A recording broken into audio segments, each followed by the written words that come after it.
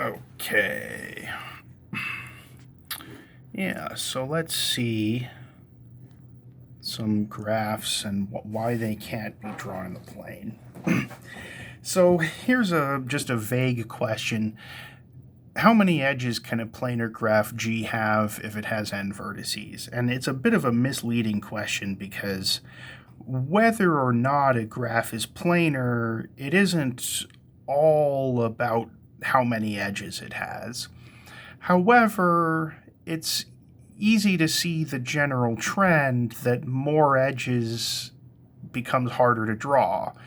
If you have a graph with a lot of edges, roughly speaking, it seems like it should be harder to draw all of those edges and avoid crossing each other. Whereas if you have very few edges, then it seems like maybe it should be easy. Anyway, here's a theorem that kind of addresses that, or at least it puts an upper limit on the number of edges a planar graph can possibly have. And this is 10.3 in the book, by the way. If G is planar and it has at least 3 vertices and m edges, then m is less than or equal to 3n minus 6.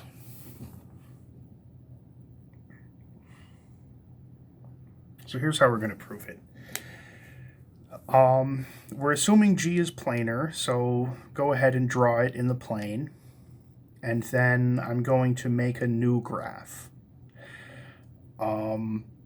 Basically by adding edges to my original graph, as long as I can add an edge and keep the graph planar, I'll do it. Like if I see an edge that isn't there that I could draw and not cross any of the other edges, then I'll draw it.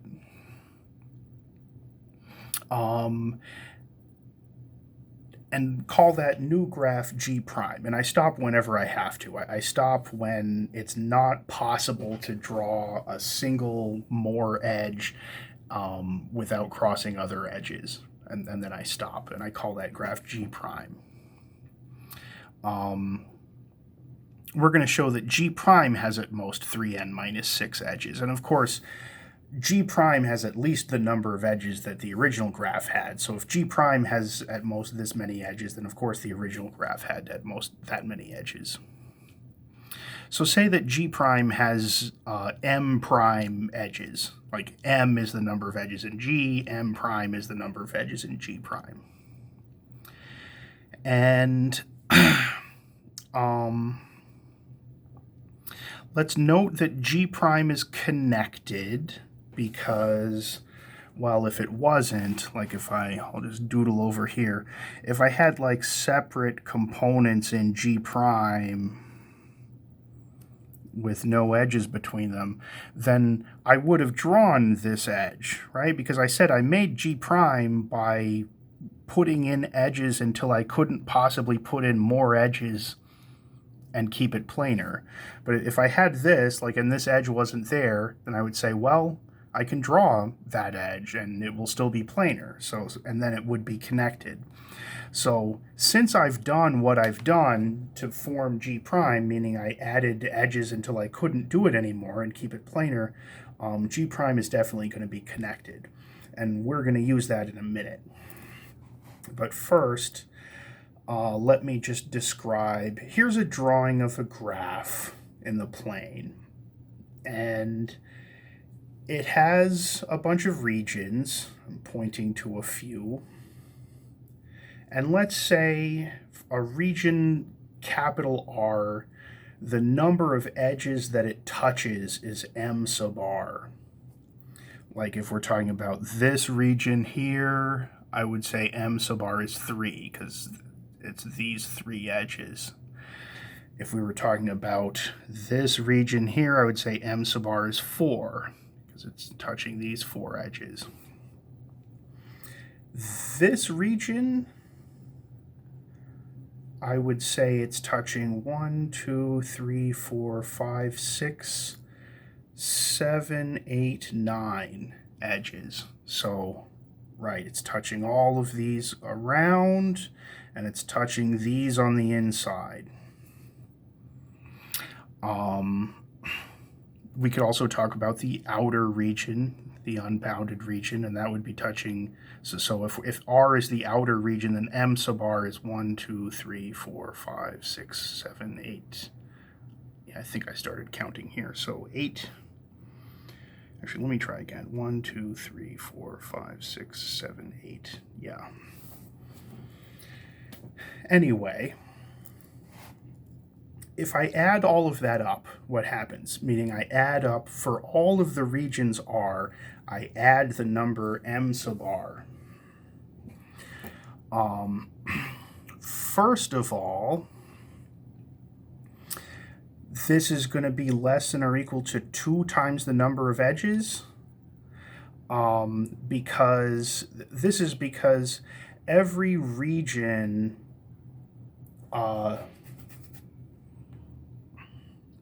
wait, how do I say this? Yeah, every edge touches either one region or 2 regions. Right, like there's an edge like this that's part of a cycle, like this edge, it's part of this cycle, it goes all the way around, or it's also part of this shorter cycle.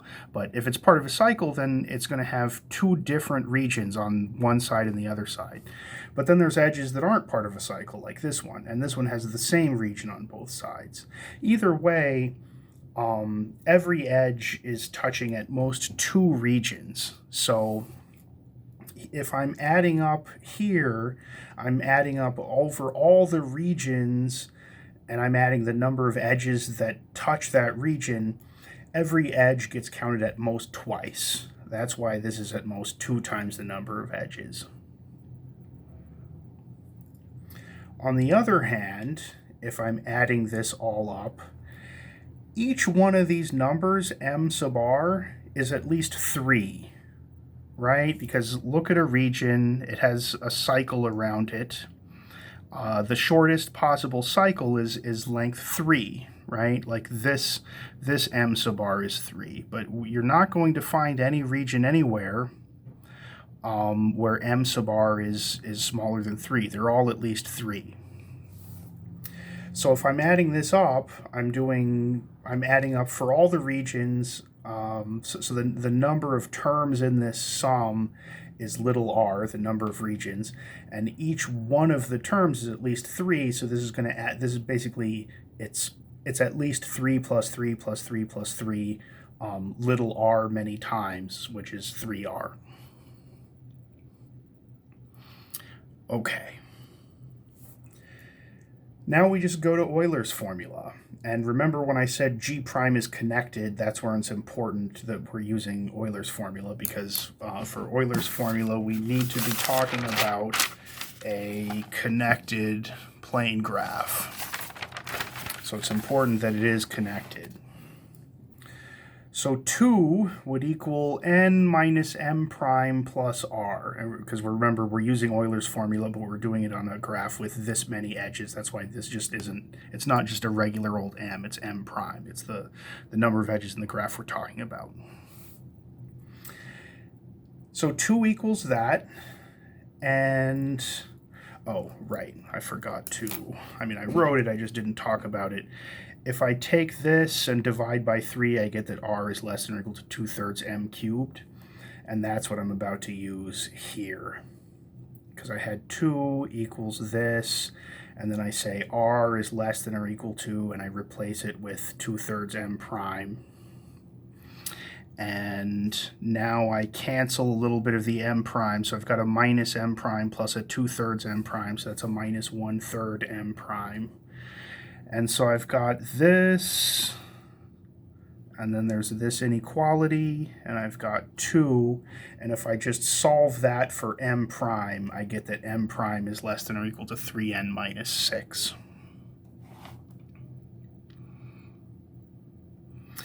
And that's the proof. So what does this tell us? I promised you something about K5 and K33. So we can use this pretty directly to conclude that K5 is non-planar. Well, it has 5 vertices, so n equals 5. The number of edges, if you count them, there's 10 in K5. You can just carefully count them. Or you can say, for example, this is a 4 regular graph, so if I do the degree sum is 4 times 5, because it's basically I'm doing 4 plus 4 plus 4 plus 4 plus 4, which is 20, and that's twice the number of edges, so the number of edges is 10. Right? And this theorem that we just proved showed that if we're talking about a planar graph, we should have m less than or equal to 3n minus 6. So if K5 were planar, we would have 10 less than or equal to 3 times 5 minus 6, but we don't. This is 9.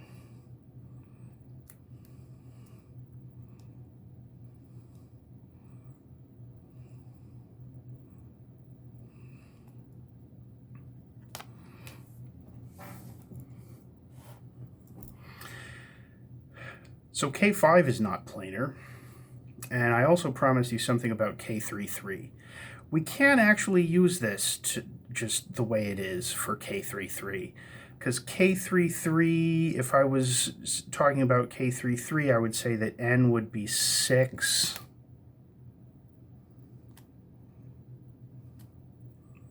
and m would be 9. That's the number of edges in K33. But then 9 really is less than or equal to 3 times 6 minus 6, right? If I did 3 times 6 minus 6, I would get 12, and 9 really is less than or equal to 12. But K33 is still non-planar. So how do we know that? There's a theorem that's similar to this, and I'm going to write in red, like the alternate version.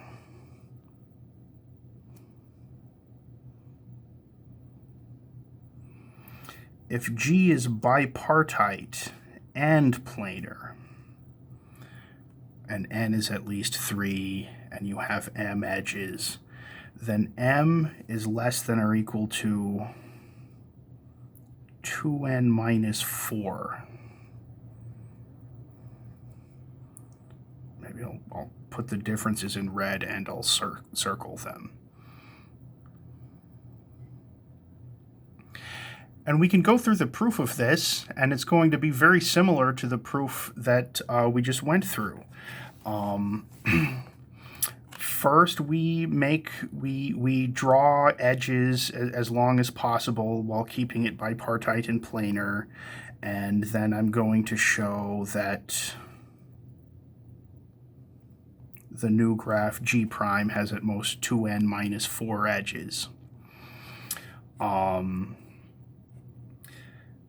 When we get to here, when I'm doing this line where I'm adding up all of these m sub r's, keep in mind that, for example, this picture can't be accurate anymore because, for example, this has a triangle and a bipartite graph wouldn't have any odd cycles. So actually, when we put this 3r here, remember what the reasoning was. It's because we're adding up m sub r for every region r, and we're saying that each one of those is at least 3. Each region touches at least 3 edges. And at the time we said that's accurate because you can't have a cycle that's shorter than 3. But now, we can put a 4 here because this is a bipartite graph. So a bipartite graph can't have a cycle of length 3. The shortest cycle it could have is length 4. So this would be a 4r. So then if I solve for r here, I would be dividing by 4 instead of dividing by 3. I would get r is less than or equal to 1/2 m prime.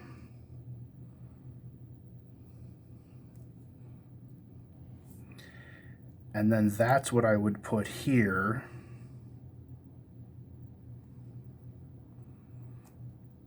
Instead of 2/3 m prime. And so here I would get n minus 1/2 m prime. And that is greater than or equal to 2. And if I solve for m prime now, I get 2n minus 4. So it's really the same proof, just with this simple observation that in a bipartite graph, the shortest cycle isn't 3, the shortest cycle possible is 4. And you just chase that 4 around and look at what effect that has, and that gives you this. Instead of 3n minus 6, it gives you 2n minus 4. And now we can prove that K33 is non-planar. If K33 were planar, we'd have the number of edges is less than or equal to 2 times this minus 4.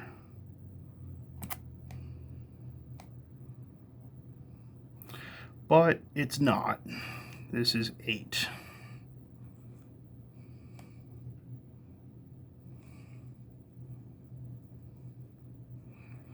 So K33 is non-planar, as I promised. So that's why the 3 utilities problem does not have any solution.